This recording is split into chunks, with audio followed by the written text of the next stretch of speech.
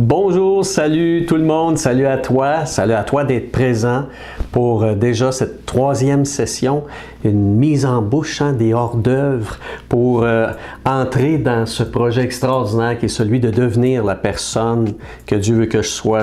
On dit ça souvent, mais en fait, moi j'aime parler de l'être vrai, de l'être comme Dieu l'a conçu, l'a créé.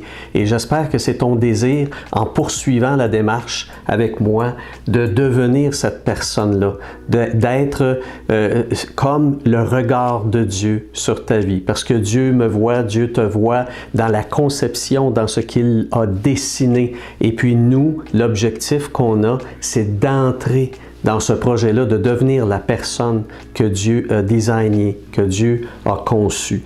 J'aimerais qu'on regarde tout de suite en partant dans une introduction à cette troisième session, ce texte que Jésus a lancé à un théologien, un homme très instruit qui en savait beaucoup sur la foi, la religion, la croyance, etc.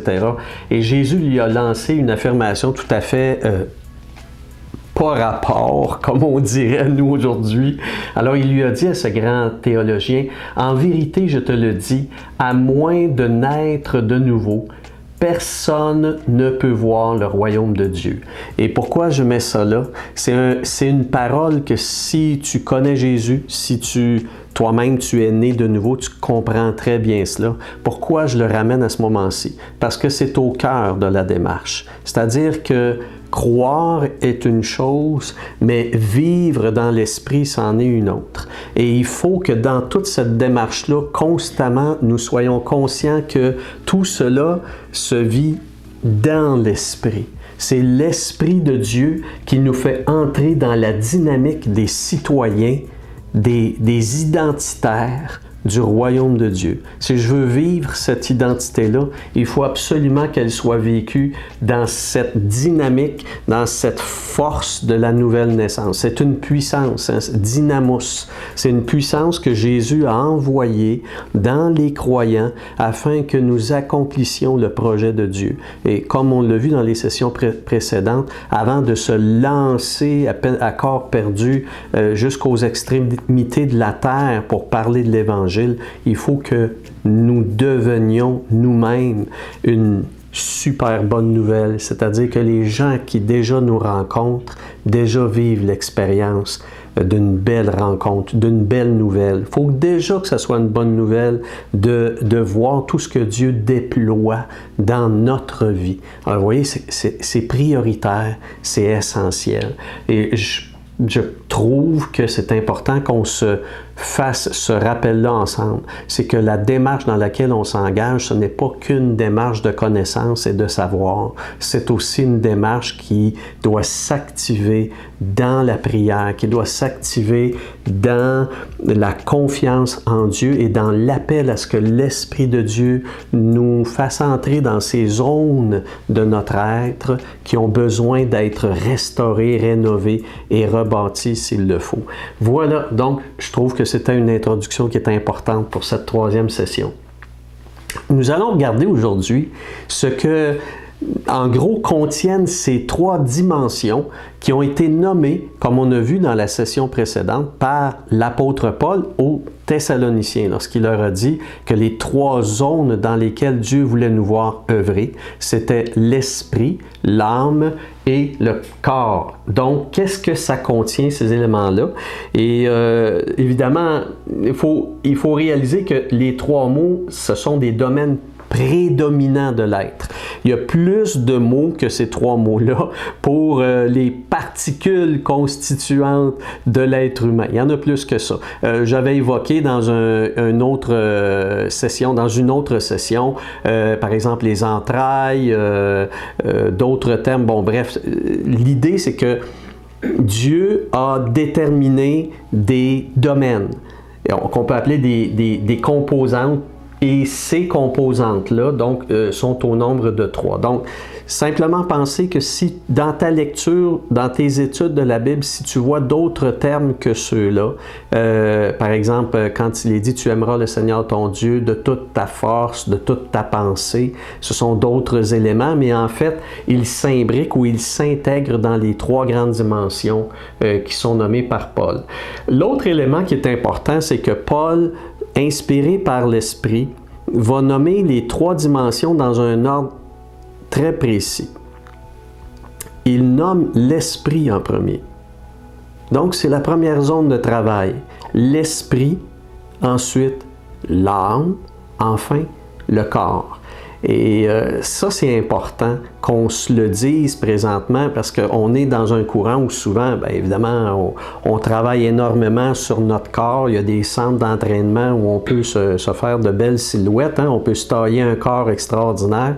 Puis c'est important. Faut pas mépriser ça et dire que c'est pas essentiel d'avoir une bonne santé physique et puis d'avoir une belle présentation puis être sain et SAIN dans notre fonctionnement anatomique, physiologique, etc.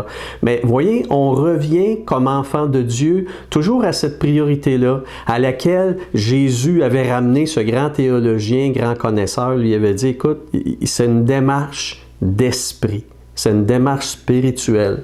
Et dans le travail des trois dimensions, il est nommé que l'esprit, c'est le premier domaine dans notre être avec lequel il faut apprendre à travailler avec Dieu. Puis, peut-être ça a l'air facile de dire, en tout cas c'est simple à dire, mais c'est très complexe de comprendre cet élément-là de mon être. C'est un élément constitutif de ma personne, l'esprit. Comment est-ce que je peux travailler avec ça? Donc, c'était deux éléments sur lesquels je voulais apporter votre attention avant d'aller plus loin. Bon, alors, la partie spirituelle, donc parlons-en. L'esprit, qu'est-ce que ça comprend? On le verra plus loin dans les prochaines sessions. J'espère que tu as hâte de voir la suite, mais on le verra plus avant qu'est-ce que c'est. On va analyser ça, on va l'explorer, etc. Alors, en gros, on peut parler de l'impulsion de vie donnée à tous, parce qu'il est écrit que Dieu insuffla un esprit et puis que l'humain devient un être vivant. Donc, l'esprit, c'est l'impulsion de vie. Donc, ça, c'est un élément qui est donné à tous les êtres humains, qu'ils soient croyants, qu'ils ne le soient pas. Les autres éléments aussi qui sont là, c'est tout le domaine des influences, des inspirations, ou dans le monde grec ancien, on parlait aussi de la pensée saine, la pensée juste, la pensée vraie. Et ce qui est intéressant, c'est que dans les termes originaux, ce qui désigne l'esprit, c'est un mot qui aussi à la fois désigne le vent. OK? C'est autant dans l'Ancien Testament que dans le Nouveau, ce terme-là qui désigne l'esprit, que ce soit l'esprit de Dieu ou l'esprit de l'humain, est apparenté à cette manifestation météo qui est le vent. OK?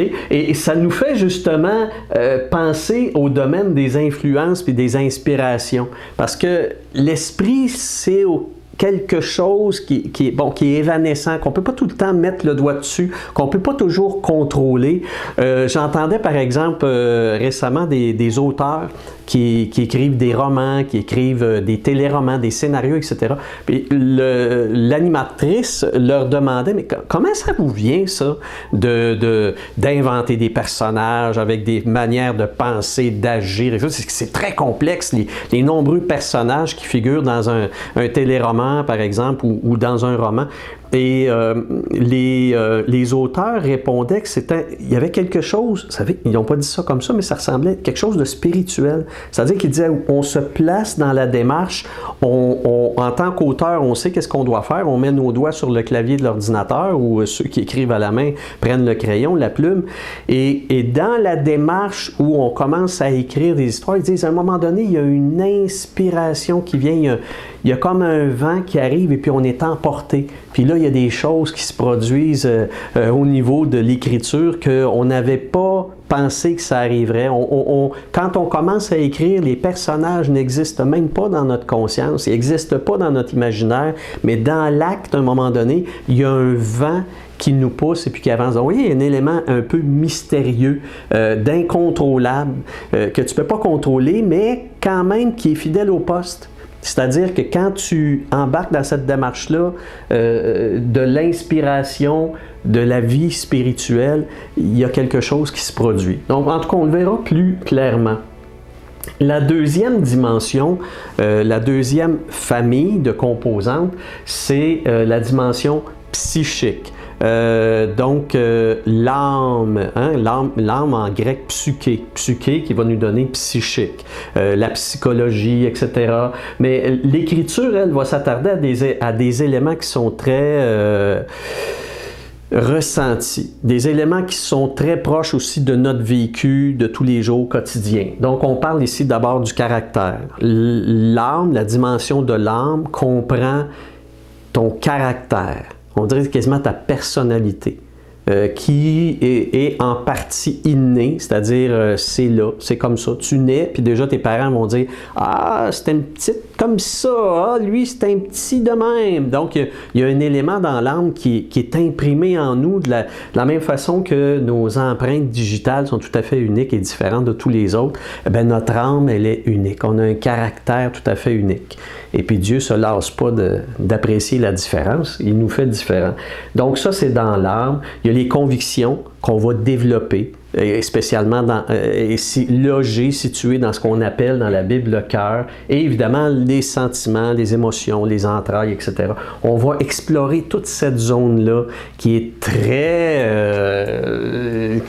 très en mouvement, dans notre quotidien. Et enfin, le dernier élément, c'est la partie physique.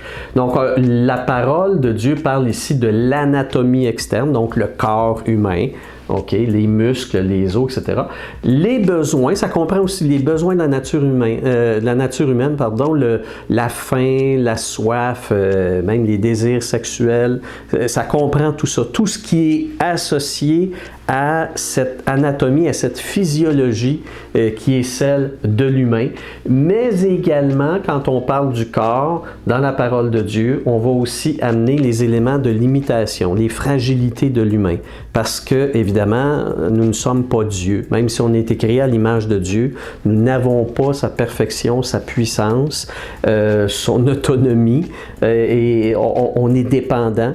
On doit devenir interdépendant, c'est bien aussi, mais en tout cas, l'idée, c'est que le corps doit nous faire penser à ces limitations-là qui sont les nôtres. La limite ultime étant celle de la mort, évidemment. Mais c'est quelque chose qu'on doit gérer. Et c'est très important qu'on le fasse. On doit avoir un respect par rapport à ça. Respect du corps, parce que c'est une particule de notre vivant qui est importante. J'aimerais faire comment dirais-je, une mise au point. OK, on va appeler ça de même, positivement, une mise au point. Vous avez peut-être déjà entendu dans les églises, si vous côtoyez des chrétiens dans les églises, etc., ou entendu des messages sur la chair. La chair, c'est un terme que tu ne trouves pas dans la première alliance, dans la première partie de la Bible. Ce terme-là n'existe pas. Il est dans le Nouveau Testament et il est utilisé aussi plus spécialement par l'apôtre Paul. Ça a un terme différent que corps. Et la chair, c'est un aspect dans notre vie, on va dire, c'est un aspect de faiblesse particulière, c'est un penchant. Ce sont des penchants. Dans l'Ancien Testament, on parlait plus comme ça des penchants humains. Et quand on parlait de penchants, c'était des mauvaises tendances. Ce sont de mauvaises tendances. Et la chair a mauvaise réputation et est mal comprise par les croyants parce qu'on a l'impression qu'il faut qu'on soit constamment dans une sorte de peur, de crainte, puis qu'on ait une répugnance par rapport à cette partie-là de notre être. J'aimerais que quand on sera rendu à ce moment-là, qu'on réhabilite un petit peu ce qu'elle est, parce que l'Écriture dans le Nouveau Testament, elle est très pratico-pratique sur la gestion de la chair. Ça fait partie de notre constituant, c'est une particule de notre personne, et il faut qu'on apprenne à la gérer. Il ne faut pas c'est sûr qu'il y a un terme que Paul emploie à un moment donné, il dit, par l'esprit, il faut que que tu l'annihiles, dans le fond, que tu la désarmes, on va dire ça de cette façon-là. Mais il y en a qui, dans l'histoire de l'Église chrétienne, ont tellement accentué l'élément négatif de la chair qu'ils ont fini même par saillir eux-mêmes. Il y a une haine personnelle qui se dégage.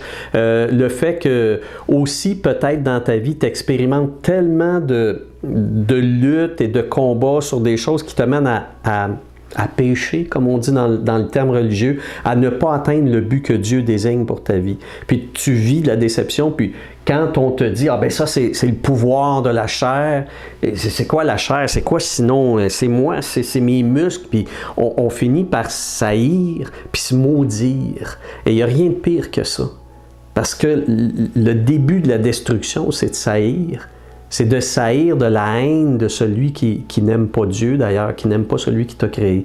Alors, malheureusement, il y a une mauvaise compréhension de cette dynamique-là qu'il y a dans notre vie par rapport à ce constituant qu'on appelle la chair. Et suivez les sessions qui vont venir à ce sujet-là pour que vous puissiez, si ce n'est pas clair, faire le point là-dessus. Puis voir de quoi est-ce qu'il est question, de quoi est-ce qu'il retourne. Puis quand il me dit qu'il y a une opposition entre l'esprit et la chair, qu'est-ce que ça veut dire et comment moi je peux vivre l'équilibre par rapport à ça, puis pas être tout le temps dans un état de vaincu, puis de déçu, puis de mal-aimé par moi-même à cause de ça. Donc on va aborder cet élément-là, puis j'espère que ça va t'inciter à suivre la suite. J'aimerais, en concluant notre session aujourd'hui, puis pour ouvrir dans les études claires qu'il va y avoir pour chacune des dimensions dans les prochaines sessions, j'aimerais dire ceci. Comprendre une chose, c'est, voyez-vous, soigner en est une autre. Comprendre une chose, c'est un, mais la soigner, c'en est une autre. Qu'est-ce que je veux dire? Je veux dire que si tu suis ces sessions-là sur l'être vrai, ça va t'aider à comprendre le design de Dieu. On va voir, en tout cas, de façon résumée et je pense suffisante, on va voir qu'est-ce que Dieu a designé dans ma vie. On va le voir. OK, quels sont ces éléments-là? Qu'est-ce que ça comprend dans ma vie? Ah oui, quand je vis telle affaire. OK, c'est ça. Qu'est-ce que je peux faire avec ça? Telle chose. Mais est-ce que ça suffit de comprendre? Non. Il faut entrer dans une dynamique thérapeutique. Et dans la prochaine diapositive, j'aimerais te dire ceci. La guérison et l'harmonie nécessitent l'aide des personnes qui sont douées. Il ne faut pas penser que dans la démarche, on est sur une île déserte. Je ne suis pas sur une île déserte ou dans une cabine téléphonique, pogné tout seul avec mes problèmes. Puis, bon, il n'y a plus de cabine téléphonique, vous allez me dire, mais je ne suis pas pris sur mon île déserte, pogné avec mes problèmes, puis recevant, le manuel du concepteur, là, de l'inventeur, puis de dire, OK, il faut que je me débrouille avec ça, puis j'ai plein de lumières bizarres qui allument sur ma console, moi, de ma vie, là, parce que ça ne fonctionne pas, il y a des affaires qui manquent. Qu'est-ce que je dois faire? Je ne comprends pas, c'est à quelle page, je commence où, etc. Non, ça, c'est pas le projet de Dieu dans la démarche thérapeutique, parce qu'il est écrit dans la Nouvelle Alliance que toute démarche de transformation, j'allais dire sanctification, vous voyez, c'est des mots que j'essaie d'éviter parce qu'ils sont trop religieux, puis on finit par pas comprendre ce que ça veut dire. Donc, toute démarche de transformation pour devenir cette autre personne, en tout cas, ce design que Dieu a fait, ça doit se vivre avec les autres qui sont doués. Dans une lettre de Paul à une église à Éphèse, Paul dira, chapitre 4, verset 11, que Dieu a créé, plutôt Jésus a donné des êtres, il a donné à des personnes des capacités tout à fait particulières, les uns pour annoncer quelque chose. Un prophète, c'est quelqu'un qui nous dit une parole de Dieu qui est à point. Peu importe la façon dont ça vient, mais ça nous éclaire, ça nous illumine. Il y en a d'autres qui ont un don de pastoral, de prendre soin, de nous consoler, de nous prendre dans les bras, de savoir nous écouter, de cheminer même avec nous, de nous prendre par la main, etc. Bon, alors il y a différents dons qui sont dans l'Église et c'est dans la vie commune, c'est dans la vie communautaire qu'on doit vivre ce cheminement-là. Je ne suis pas en train de te dire qu'il faut que tu ouvres ta vie, ton intimité à tout le monde de ton Église, mais de comprendre qu'à un moment donné de ta démarche, si tu sens que tu as besoin de quelqu'un qui est plus expérimenté puis qui saurait faire dans une partie de ta vie, vas-y. Moi, ça m'est déjà arrivé. Hein? Tranche de vie. Ça m'est déjà arrivé qu'à un moment donné, par rapport à des émotions particulières, je vivais un défi. Et j'ai demandé au Seigneur, aide-moi, aide-moi. Puis la réponse est venue, c'est tout à fait spécial. Elle est venue dans un rêve. J'ai fait un rêve, puis il y avait des éléments symboliques dans le rêve, puis il y avait toutes sortes de choses. Évidemment, un rêve, c'est déjanté, mais tu es dans l'imaginaire, évidemment. Il y a des choses qui peuvent se produire, que, évidemment, dans la réalité, tu ne peux pas vivre ça. Mais ce rêve-là me fait vivre des émotions qui m'ont orienté vers un élément de mon passé qui était probablement à la source, à l'origine d'émotions négatives avec lesquelles je luttais. Puis quand je me suis réveillé au matin, je suis tout de suite allé écrire ce rêve-là. Je suis tout de suite allé l'écrire pour ne pas oublier les détails. Puis dans la prière, je l'ai médité. Et après un certain nombre de jours, voire de semaines, en priant, en repensant à ça, à un moment donné, je suis arrivé à la conviction qu'il fallait que je rencontre un psychologue chrétien parce que ça allait dans une zone, dans un besoin de guérison qui n'était pas suffisant. Dans mes prières personnelles, j'aboutissais pas à une délivrance. J'ai senti dans ma lecture et dans ma prière qu'était venu le temps que j'aille vers une personne douée. Puis j'ai contacté un chrétien thérapeute que je connais. Puis j'ai dit, écoute, faut que je te rencontre, faut que je te raconte ce que je vis, ce que j'ai vécu, etc. Puis je voudrais que tu valides avec moi mon interprétation de ce rêve-là. Écoute-moi dans ce que je pense qu'il y a comme lien. Puis j'aimerais ça que tu pries avec moi puis que tu m'aides.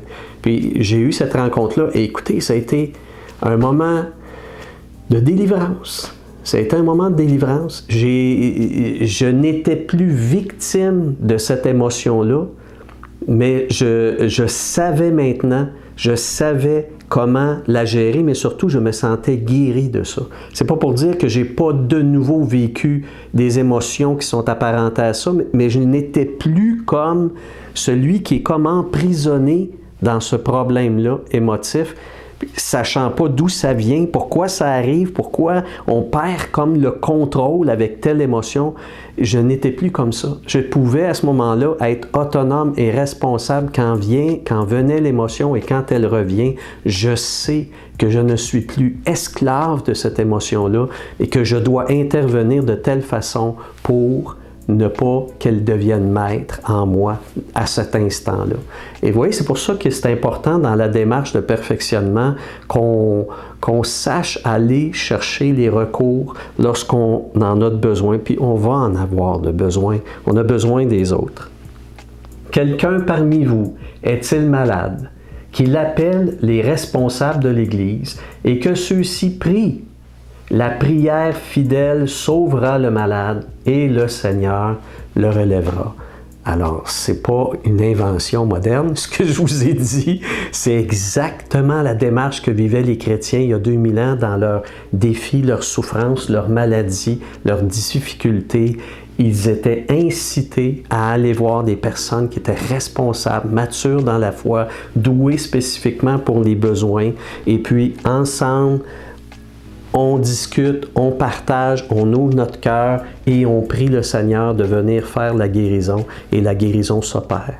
Puis moi, je vous le dis, je l'ai vécu dans le témoignage que je vous ai fait, mais il y a d'autres situations dans ma vie où ça a été connexe, ça a été semblable, de vivre cette démarche-là et d'être amené vers la guérison. Alors, j'espère que tu as le goût de t'engager. J'espère que tu es, comment je dirais, optimiste, que tu sais que Dieu est fidèle et que Dieu va t'amener, veut t'amener parce que c'est son désir. Il brûle, lui, de cette joie-là de te voir devenir l'être vrai tel qu'il t'a créé. Il nous a donné les moyens à toi et à moi. Mais c'est à nous maintenant de les prendre, de les vivre et d'exploser dans cette vie merveilleuse que Dieu nous donne. Alors, c'est un rendez-vous. À très bientôt.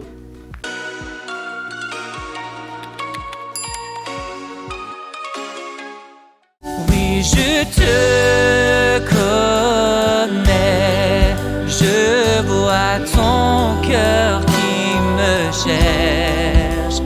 Peu importe où tu vas.